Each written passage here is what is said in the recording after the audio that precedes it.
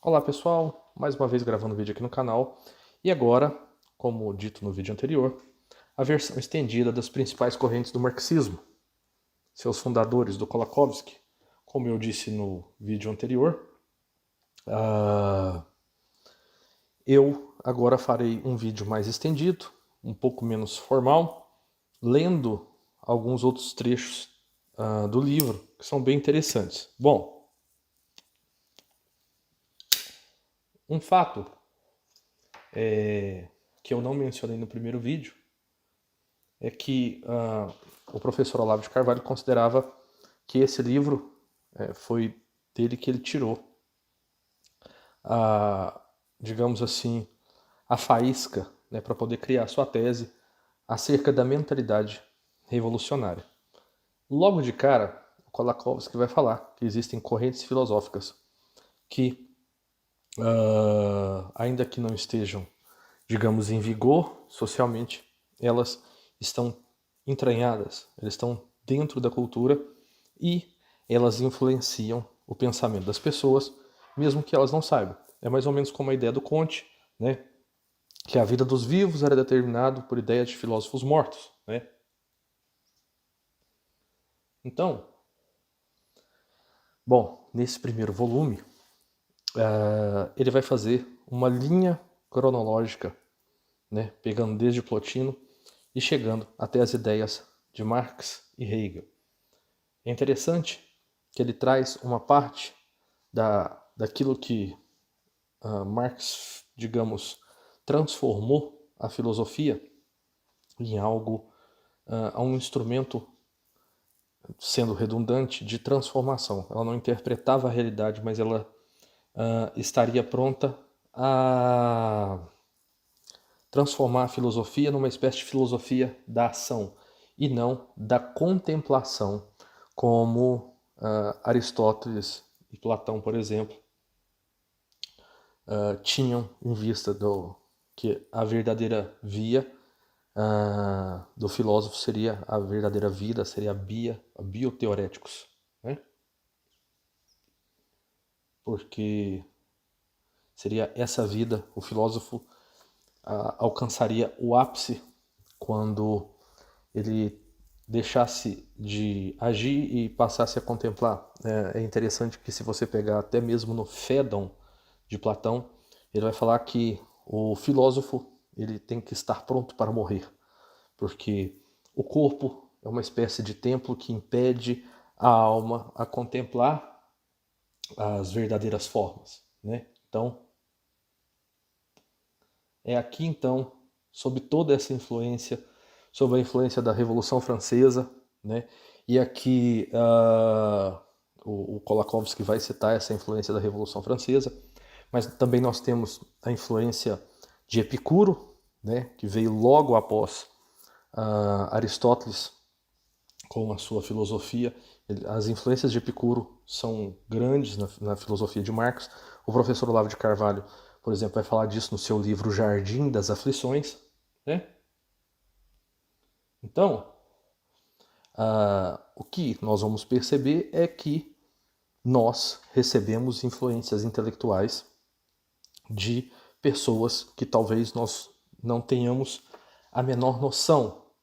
E, por exemplo, essa ideia de que marxista de que o rico é cada vez mais rico e o pobre vai ficando cada vez mais pobre, isso vem justamente do pensamento marxista, né?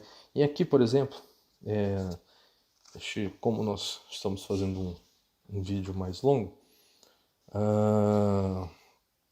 ele vai citar, por exemplo, a influência de Hess, Moses Hess e Feuerbach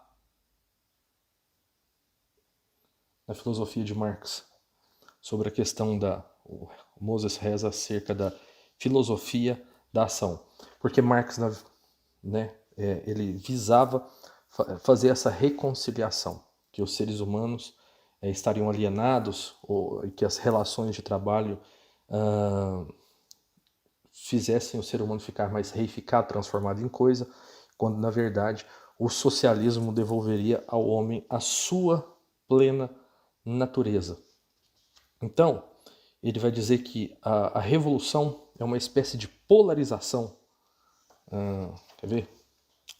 Acima de tudo, ele expressou a convicção de que a revolução seria o resultado da polarização entre riqueza e pobreza, entre alienação religiosa e a economia, que foi germe das futuras análises marxistas do fetichismo da mercadoria. Aqui eu estou falando ainda do Moses Hess, né?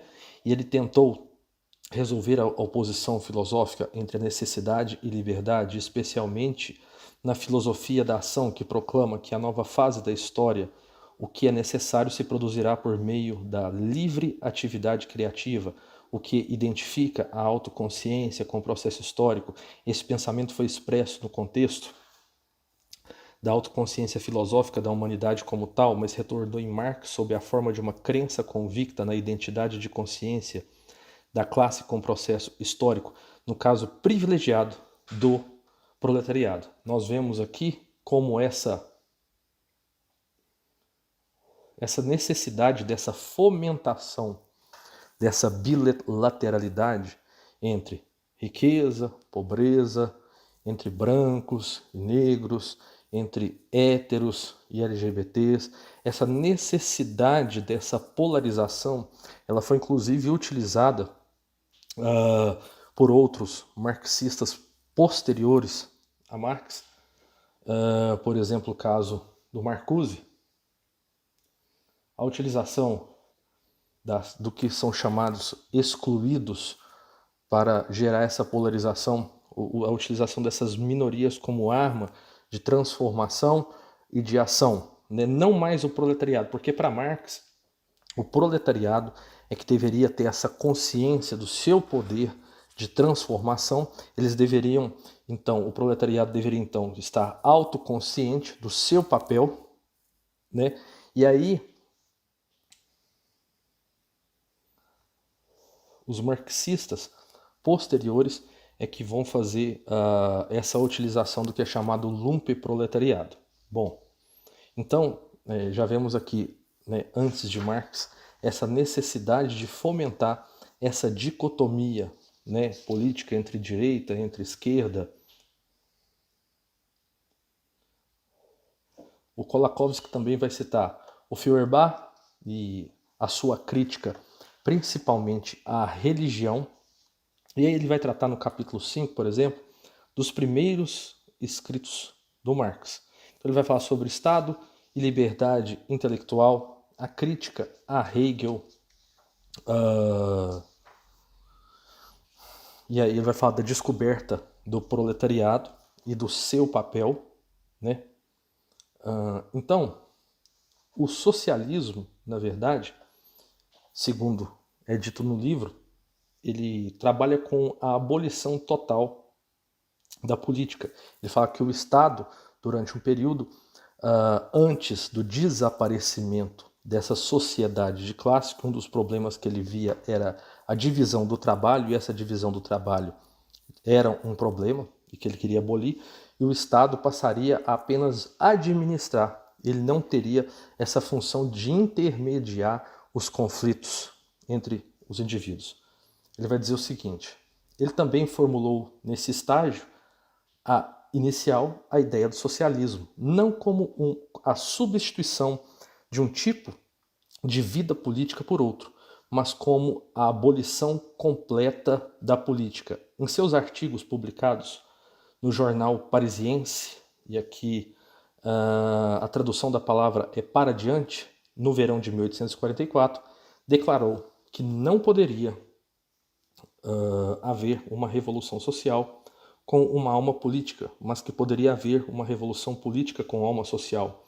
A revolução era um ato político e não poderia haver socialismo até que a antiga ordem fosse destronada, mas, abre aspas, quando a organização do socialismo começa e quando o seu verdadeiro propósito e alma são trazidos ao primeiro plano, então o socialismo jogará fora a carapaça política. Deve-se observar que do começo ao fim, o programa socialista de Marx não incluía, como os oponentes a miúde alegaram, a extinção da individualidade ou o nivelamento geral do interesse do bem universal. Para Marx, por outro lado, o socialismo representava a plena emancipação do indivíduo mediante a destruição da rede de mistificações que transformavam a vida comunitária num mundo de distanciamento presidido pela burocracia alienada. O que Marx desejava era uma comunidade na qual fossem eliminadas as fontes de antagonismo entre os indivíduos. No contexto da sua visão de um novo mundo, no qual a significação social da vida de cada indivíduo é diretamente evidente para ele, mas a individualidade não é com isso dissolvida na uniformidade sem cor.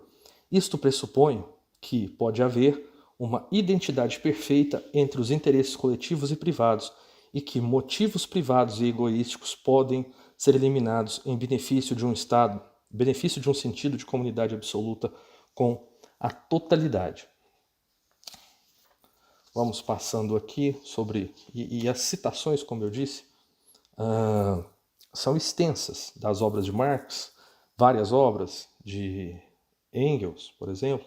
Ele vai falar justamente nos manuscritos de Paris, ele vai citar sobre a questão da alienação do trabalho e o homem desumanizado, que, na visão de Marx, isso seria causado justamente pelo trabalho e com a extinção das classes, com a extinção da divisão do trabalho.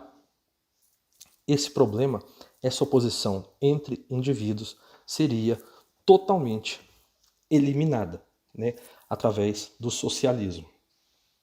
O socialismo, então, seria uma espécie de um processo de libertação do homem e a realização da essência da humanidade.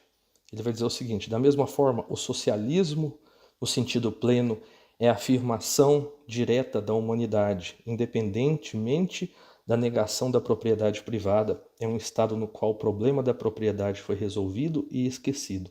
O socialismo só pode ser o resultado de um processo histórico longo e violento, mas a sua consumação é a libertação completa do homem com todos os seus atributos e possibilidades. Na vigência do modo socialista de apropriação, a atividade do homem não entrará em oposição a ele como algo de alheio, mas será, em todas as suas formas e produtos, a afirmação direta da humanidade.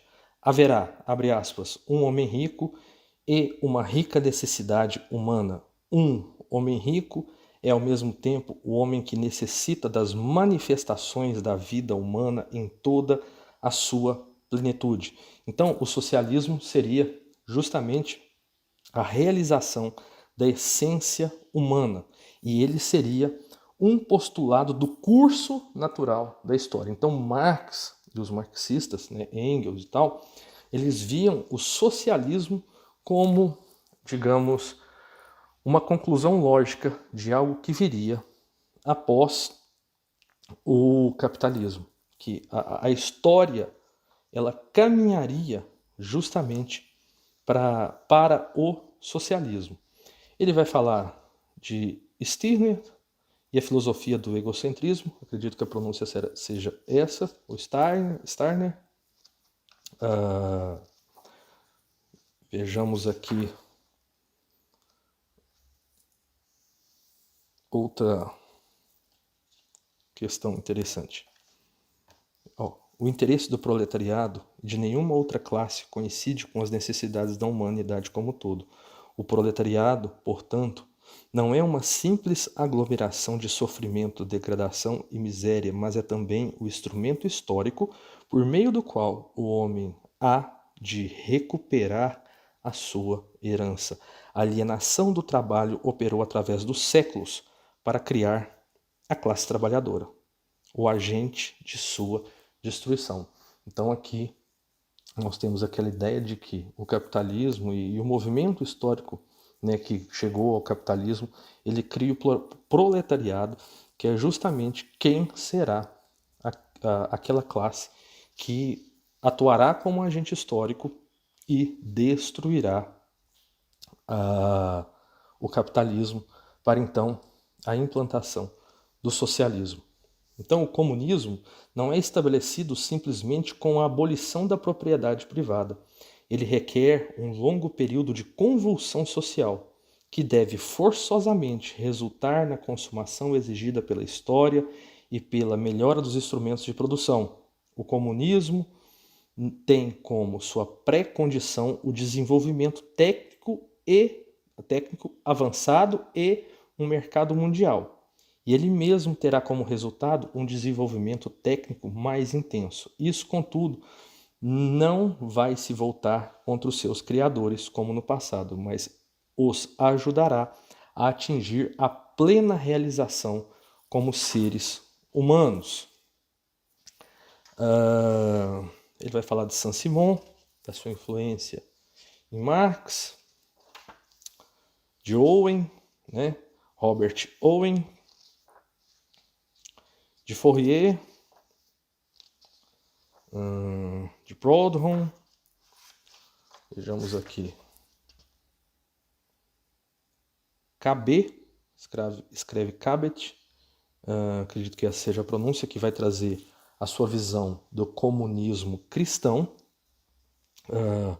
Então, a Icária de Cabet é uma comunidade igualitária com algumas características totalitárias, como tantas utopias do Renascimento e do Iluminismo, visto que a desigualdade é a causa de todos os males sociais e só pode ser remediado pela posse comum dos bens, e visto que a igualdade de direitos e deveres é ordenada pela verdadeira natureza humana e pela fé cristã, segue-se que na sociedade ideal não há propriedade privada nem sistema monetário. Toda a população social toda a produção social é o trabalho de um único organismo, do qual os indivíduos são partes. Todos são igualmente obrigados a trabalhar de acordo com suas capacidades e a partilhar da renda geral de acordo com suas necessidades. A comunidade deve fazer o melhor que puder para assegurar que todos comam a mesma comida, vistam a mesma roupa e vivam no mesmo tipo de moradia. Padrões de vida obrigatórios são estabelecidos pelas autoridades e todas as sociedades têm a mesma aparência. O povo, como um todo, é o poder soberano no seu território e elege por um período limitado administradores para que cuidem da produção. Ou seja, ainda que o próprio Kolakowski vai falar que a ideia inicial de Marx poderia não parecer, né, essa ideia totalitária, ela é meio que uma conclusão direta daquilo que são as suas ideias, né? Vai entrar na questão do Manifesto Comunista. Bom,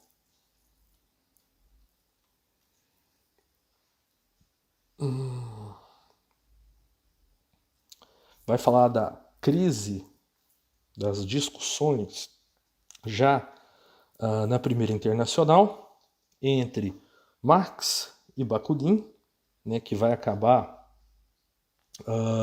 se tornando anarquista, né? E aí sobre essas discussões acerca das ideias e da vida e a respeito da própria doutrina do socialismo,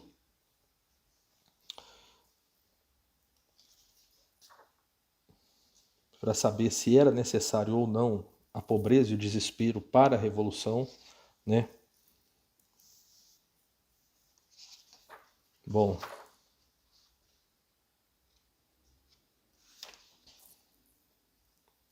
ele vai ter um capítulo número 12, que vai falar justamente sobre o mundo desumanizado do capitalismo e a natureza da sua exploração, que aí a gente volta para aquele assunto da questão da reificação das relações, né? E tem longos trechos de citações aqui. Bom, ele vai falar das duas fases do socialismo, a natureza do socialismo e as suas duas fases, como o capitalismo era uma espécie... o capitalismo, então, cria as pré-condições necessárias do socialismo. A sua missão histórica foi produzir um tremendo desenvolvimento da tecnologia, devido ao ímpeto incontido de aumentar o valor de troca ao máximo. Inclusive, ele vai falar da teoria marxista, da questão da mais-valia, Ao transferir constantemente massas de trabalhadores de uma ocupação para outra, o capitalismo demanda uma certa versatilidade na classe trabalhadora e assim cria condições para uma sublevação na qual a divisão de trabalho será abolida. Capital, volume 1, capítulo 13 e 15, na edição inglesa. Mas, como escreveu Engels, é somente num estágio em condições modernas, um estágio muito avançado do desenvolvimento das condições sociais, que a produção pode ser aumentada até um ponto em que a abolição das diferenças de classe pode constituir um progresso real e pode ser alcançada permanentemente sem causar uma parada ou uma regressão no método de produção da comunidade. Isso está numa obra que se chama As Condições Sociais na Rússia, de 1875. O socialismo colhe o fruto do capitalismo, e sem esse último só poderia ser um sonho vazio. A nova sociedade surgirá de uma catástrofe em direção à qual o capitalismo está tendendo de modo rápido, ainda que inconsciente, retornando àquela ideia de que o capitalismo prepara o socialismo, ele tece a corda com que o proletariado enforcará, né, os capitalistas, o capital. O capitalismo, então, antes do socialismo, o capitalismo deveria atingir um estado de maturidade para que então viesse, digamos assim, o socialismo como uma última colheita final, o seu estabelecimento, e justamente possibilitando ao homem a sua capacidade de, digamos, o capitalismo prepara, né, as condições para que venha então o socialismo. Ele vai falar inclusive da violência como a parteira, né? Um trecho diz assim: a transição em si é um ato político e não um ato econômico. Contudo, de acordo com o aforismo de Marx, abre aspas, a violência é a parteira de toda a sociedade antiga que está grávida da sociedade nova. Ela é em si uma força econômica. A citação é do Capital, volume 1, capítulo 14, 6, edição inglesa, capítulo 21, da edição que foi utilizada aqui. Em 1885, alguns meses antes da sua morte, Engels escreveu uma introdução à segunda edição de As Lutas de Classe na França, de Marx, que tem sido invocada pelos reformistas como uma prova de que Engels substituiu a ideia da força revolucionária pela ideia de obter o poder do proletariado por meios parlamentares. Ainda, né, que a ideia de Marx tenha sido transformada, né, pelos seus intérpretes, enfim, nós vemos como hoje a máquina estatal, os meios parlamentares, são utilizados na forma de implementar essa doutrina socialista. Bom, lembrando que a análise econômica de Marx, e aqui no livro vai falar sobre isso, alguns aspectos foram ignorados por Marx de propósito, né, a respeito da diminuição dos salários, enfim, era algo que não vinha acontecendo, mas ainda que todos saibam que a economia comunista, ou socialista aqui, ela é impossível em razão do controle do mercado pelo Estado, isso não impossibilita, como Kolakowski fala no começo, que essas ideias ainda estejam enraizadas na subcultura.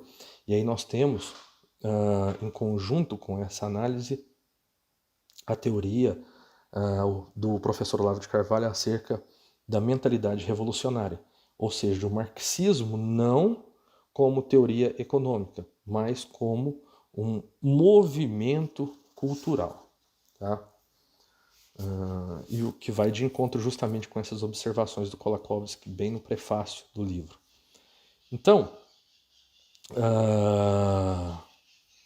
como arrematando aqui, ele vai dizer os 3 temas acerca do marxismo, que é o tema romântico, né, que é essa ideia que eu já disse, acerca dessa possibilidade de trazer ao homem a sua verdadeira essência, enfim.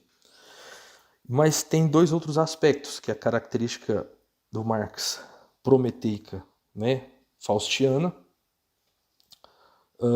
e a questão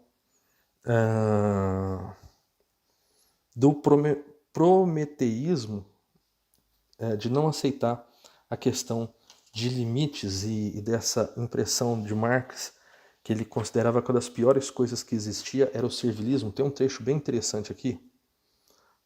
Ele vai dizer o seguinte, Kolakowski: a ideia prometeica, que tem uma recorrência constante na obra de Marx, é a fé nas capacidades ilimitadas do homem como criador de si, o desprezo pela tradição e pela adoração do passado, a história da autorrealização humana por meio do trabalho e a crença de que o homem do amanhã vai aurir a sua, abre aspas, poesia do futuro.